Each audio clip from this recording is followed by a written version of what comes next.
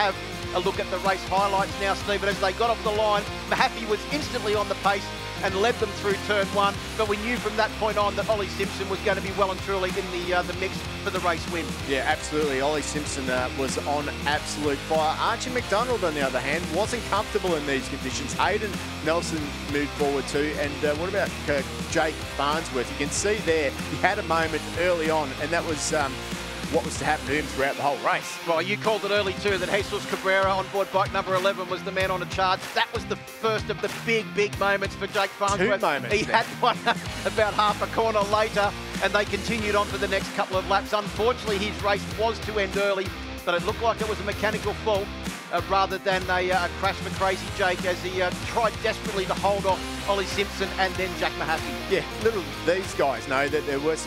Here we go, look at that. There's that's a lot of smoke coming off the back of Crazy Jake's bike. Not sure what that was. But these guys thought they had it all their own way out front as the race started to come to an end. But there was a couple of guys who had other ideas catching up, wasn't there? Well, they had nearly 8-second lead over the rest of the field at some stage. But Will Nassif and Marcus Hamod were starting to close their way up onto the leaders, charging through the field like a hot knife through butter, both of them with slick tyres. And they'd left Archie McDonald back in, I think it was about 11th or 12th position at that stage as they made their way forward. Yeah, great ride from those guys. There was big battles. Then we had that crash. That's Josh Newman that went down there.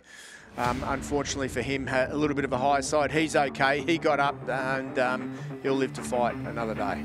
So it looks like he's managed to pick his bike up, and here we go towards the finish. You can see Mahaffy was in the lead. Hamod and Nassif tried to slipstream him to the line. In the end, there was 0.014 of a second between the top three as they came across the line.